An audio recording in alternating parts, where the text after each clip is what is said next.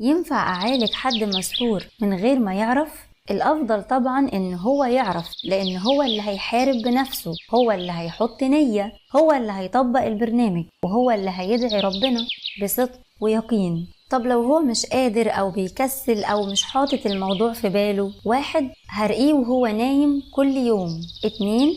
هقرأ له على مية سورة البقرة والمعوذتين وآية الكرسي وآيات فك السحر، واديله يشرب منها من غير ما يعرف، بس أكون حريصة إن المية دي ما تترميش، واديله 7 تمرات في بلح باللبن، أدخلهم له في المعجنات أو أي حاجة، وشغل سورة البقرة باستمرار في البيت. ممكن أقنعه يعمل حجامة للصحة العامة عند حد متخصص، وادعيله واتصدق له بنية الشفاء، وأهم حاجة النية.